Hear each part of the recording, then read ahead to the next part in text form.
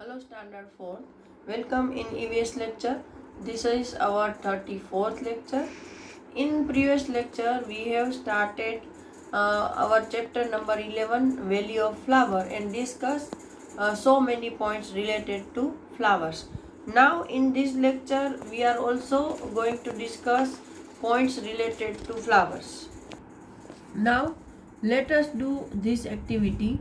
You could do this in group of 5 or 6 each.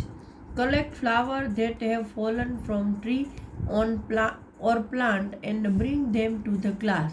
कि भाई जो फ्लावर नीचे गिर गए हैं उनको आपको उठाकर क्लास में लाना है. Separate these flowers neatly between the sheets of an old newspaper. कि भाई जो पुराना न्यूज़पेपर है उसके बीच उसके ऊपर जो उसकी सीट होती है उसके अंदर हमें इन फ्लावर को अलग करना है. Make sure that the flower do not touch each other. कि भाई उस सीट पर आपको हर फ्लावर को एक दूसरे से अलग रखना है ताकि वो एक दूसरे को टच ना कर पाए. ना put a heavy object on the newspaper. Leave it pressed for 10 to 15 days at one place. फिर इन फ्लावर के ऊपर आपको हेवी वेट कोई भी वजन रख देना है और उसको 10 से 15 दिनों तक रहने देना है एक ही जगह पर. After this take out all the flowers very carefully and prepare a scrapbook. You can take a used notebook or old newspaper for this. You can also use this dried flower to make pretty cards.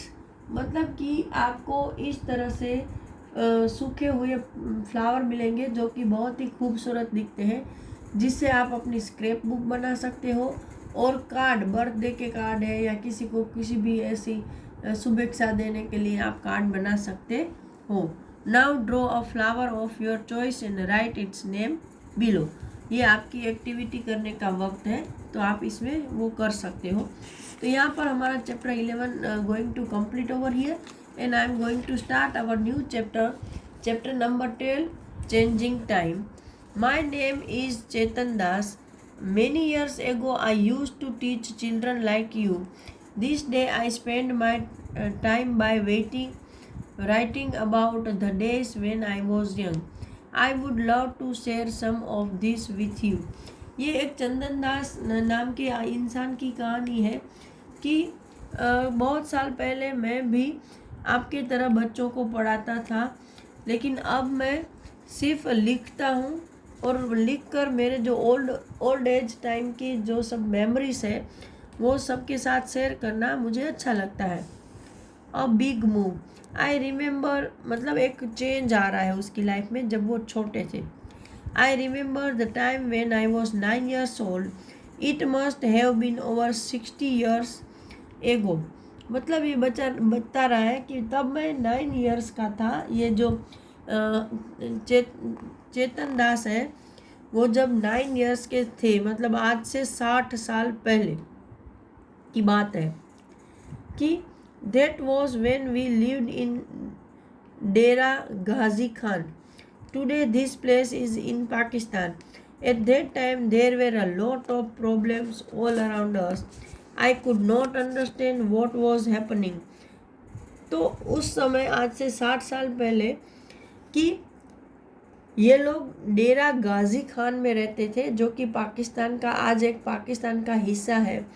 तो वहाँ पर हर जगह बहुत सारी problems create हो गई थी और वो ये बच्चा समझ नहीं पा रहा था कि भाई ये सब क्या हो रहा है. तो एक दिन उसके पापा आए. One day my Baba told us that we had to leave our village and move to another place. I was sad to leave my house and my village. That was where I had all my friends. All of us, Baba, Amma, my younger brother and sisters, and I took a train to come here, near Delhi. फिर क्या हुआ एक दिन उसके बाबा मतलब उसके father आए. उन्होंने बोला कि भाई हमको ये गांव छोड़ के दूसरी जगह जाना पड़ेगा. तो ये सोचकर ये जो बच्चा है चेतन दास वो बहुत दुखी हो गया, क्योंकि उसको अपना घर और अपना गांव बहुत प्यारा लगता था। फिर वो सारे फ्रेंड्स वो भी उसको छोड़ना नहीं चाहता था, लेकिन उसको वहाँ से जाना पड़ा। तो वो, उसके मदर फादर, उसके छोटे भाई बहन सब ने ट्रेन पकड़ी और यहाँ दिल्ली आ गए। Like us many people from our area also moved. People were saying that our country was being divided into two, India and Pakistan. वो क्या बता रहे हैं कि हमारी तरह और भी उसके गांव के आजू बाजू के इलाके से लोग ऐसे यहाँ से वहाँ चले गए।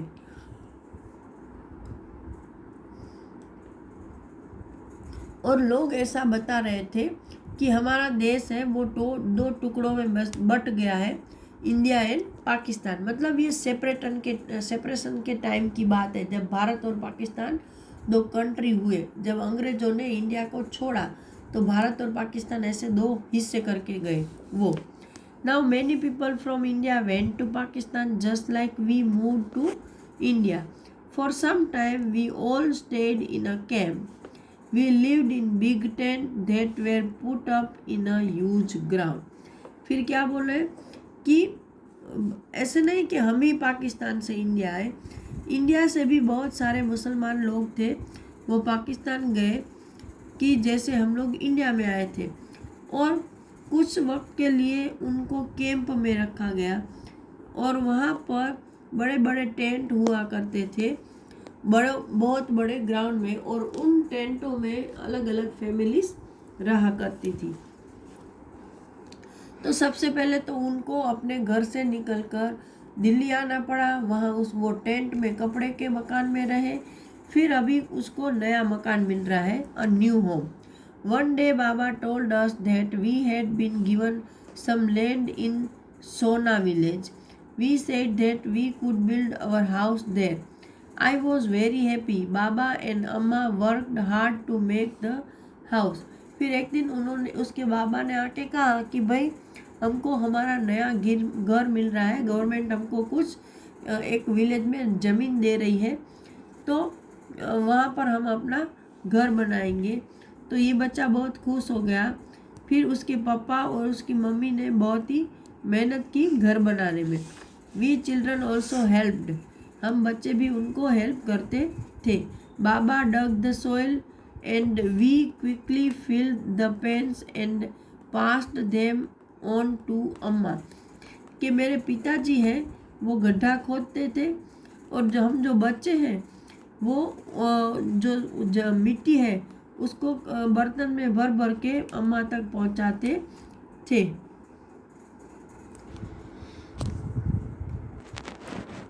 तो जो बाबा है वो गड्ढा खोदते थे और ये लोग हैं वो मिट्टी बर्तन में भरकर अपनी मम्मी को देते थे।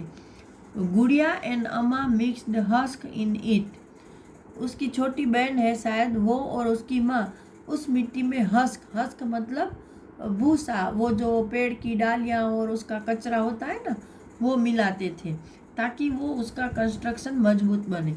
बाबा पुट अप द वॉल्स, और उसके बाबा है वो ऐसे दीवार बनाते थे। पहले के ज़माने में लोग अपना मकान खुद ही बनाया करते थे, ऐसे हमारी तरह उसके लिए अलग अलग इंसान उसको हेल्प करने के लिए नहीं आते थे जिसको हम पैसे देकर बनवा सकें। We brought cow dung from nearby houses. Amma mixed it with the mud. She coated the floor with this mixture just like she used to do in our old house. फिर क्या है कि ये लोग आजू बाजू के घरों में से गाय का गोबर लेके आते थे और उसको भी मिट्टी के साथ वो लोग मिक्स करते थे, और उससे मम्मी उसकी जो है वो ज़मीन पर कोटिंग करती थी। मतलब ज़मीन बन गई हो तो उसके ऊपर उसका एक प्लास्टर जैसा लगाती थी, और यही प्लास्टर वो लोग जब डेरा गाजी खान में पाकिस्तान में रहते थे तब भी उसकी वहाँ ऐसे ही प्लास्टर लगाया करती थी। Amma used to say that this would keep the insect away. उसकी माँ हमेशा कहा करती थी कि ये गोबर मिट्टी के साथ डालकर ज़मीन पर लगाने से कीड़े मकोड़े घर में नहीं आते, वो घर से दूर रहते हैं। Now over here, then it was the turn for the roof to be made. Baba made a frame by joining strips of wood and fixed it on the four walls. फिर उसकी छत बनाने का टाइम आया तो उसके father ने जो वो रूफ है वो पहले तो उसकी फ्रेम बनाई और फ्रेम बनाने में उसने लकड़ियों को जोड़कर फिर उसको दीवारों के साथ फिक्स कर दिया. We put branches of neem and kicker tree on the frame so that termites would not harm the wood. फिर इन लोगों ने क्या किया कि नीम मतलब कड़वा जो लिमड़ा होता है वो और कीकर करके पता नहीं कोई आता होगा पेड़, उसकी डालियां हैं वो उस फ्रेम पे डाल दी. अभी नीम की डालियां और एक कीकर इसलिए डाले हैं कि दोनों के मेडिकेटेड यूजेस है. हमको पता है नीम जहाँ पर होता है वहाँ कीड़े नहीं आते हैं, तो इससे टर्माइट जो लकड़ी को खोद देता है वो कीड़ा उसमें लकड़ी में नहीं लगेगा इसलिए. अम्मा put old Ghani bags on this and covered them with mud. फिर उसकी मम्मी ने उसके ऊपर गिनी वो कुछ चीज़ पता नहीं क्या है गनी की बैग्स, तो कुछ प्लास्टिक जैसा मटेरियल होगा या कुछ कपड़े जैसा आई डोंट नो, वो उसके ऊपर डाली और फिर उसको वापस मिट्टी से कवर कर दिया. Most of the houses around our house were made like ours. A few were different, but I like my house the best. It was just like our old house. वो बच्चा क्या बोल रहा है कि हमारे घर के आजू बाजू जो दूसरे मकान है वो भी ऐसे ही बने थे. कुछ ही मकान ऐसे थे जो हमसे अलग थे, लेकिन मुझे तो मेरा ही मकान अच्छा लगता है क्योंकि वो जो मेरा पुराना मकान था उसके जैसा ही लग रहा था. Now find out and write. Talk to anyone of your grandparents or any other elderly person. Find out when she or he was 8 or 9 years old. Where did she or he live? Name the place. कि भाई अपने grand parent के साथ बात करके बताना है कि जब वो 8-9 साल के थे तो एक कहाँ रहते थे और उस जगह का नाम. तो वो आप अपनी तरीके से भर सकते हो, वरना मैं अपना फिलअप करके भेज दूंगी. From what material was her और हिज हाउस मेड. उनके घर किस मटेरियल से बने थे. तो मुझे याद है मेरी ग्रैंड माँ का घर है वो मिट्टी से और लकड़ी से बना था और उसके ऊपर वो आप जिसको हम गुजराती में नरिया बोलते हैं ना, ऐसे नरिये से बना होता है, तो थोड़े बहुत नरिये डाले गए थे. Did they have a toilet in their house? If no, and where was it? कि भाई उसके घर में टॉयलेट था तो उनके घर में टॉयलेट नहीं था और वहाँ पर गांव में एक जो पुराना मकान खंडर पड़ा था वहाँ ये लोग टॉयलेट करते थे. और कुछ लोग हैं वो वहाँ झाड़ियों में और ऐसे जाते थे. In which part of the house was food cook. तो वहाँ पर रसोई के लिए अलग किचन बनाया गया था, वो किचन में कुकिंग करते थे. Lot of mud was use when Chetan Das house was made.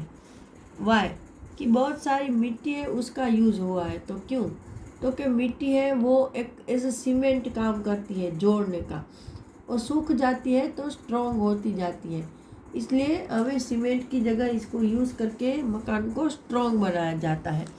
Now a changing house. Time passed quickly. I finished my study and got a job. Amma Baba wanted me to get married. I thought that before I got married we should repair our house and build one more room. अभी क्या हुआ कि समय पसार हो गया और वो उसने अपनी स्टडी ख़त्म कर ली, उसको जॉब भी मिल गई. तो उसके मदर फादर चाहते थे कि चंदन दास की शादी हो जाए, लेकिन ये सोच रहा था कि पहले मैं शादी करूं, इससे पहले हमें इस घर में एक और रूम बनवाना चाहिए. तो in those days people in cities were using cement. They said that this made the house stronger. We also thought we would use cement. We use iron and cement for making the roof of the new room. कि भाई उस ज़माने में लोग ऐसा बोलते थे शहर में कि सीमेंट है वो घर बनाने में यूज़ करना चाहिए, क्योंकि वो इससे घर स्ट्रॉन्ग बनता है। तो हम लोग भी ऐसा सोचते थे कि हमें भी सीमेंट का यूज़ करना चाहिए। तो इन लोगों ने भी सीमेंट और आयरन का घर में यूज़ किया और उससे अपनी छत बनाई और नया रूम भी बनाया। इन those days unbaked bricks were also available in the market. We made the walls with them. फिर क्या है कि भाई उस छत तो बन गई सीमेंट जैसे, लेकिन उस ज़माने में अनबेक ब्रिक मतलब आजकल हम पकी हुई ईंटों का यूज़ करते हैं, उस समय कच्ची ईंटें यूज़ हुआ करती थी दीवार बनाने के लिए, तो वो लोग उसका यूज़ करते थे। The use of brick was useful. We did not need to coat the wall every week.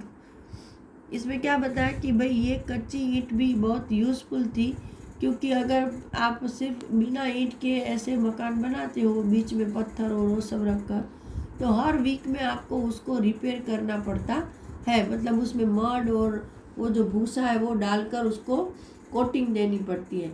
लेकिन अगर आप ऐसी कच्ची ईंट का मकान ये दीवार बनाते हो तो उसमें आपको कोटिंग करने की ज़रूरत नहीं है। यहाँ पर देखो, बस इसके ऊपर वो लोग ऐसे ही कलर डाल देते हैं, वो चूना वाइट आता था उस जमाने में। Once a year we would whitewash the wall. साल में एक बार हम दीवार में वाइट वॉश करवाते थे, मतलब चूना। We also built a small kitchen in the courtyard. हमने आंगन में एक छोटा सा किचन भी बनाया। The kitchen had a mud chulha and place to keep the vessels. हमारे किचन में एक मिट्टी का चूल्हा था और बर्तन रखने के लिए एक छोटी सी जगह भी थी। तो इस वीडियो में इतना ही। अगले वीडियो में हम आगे की चीज़ें डिस्कस करेंगे। Till that time, goodbye everyone.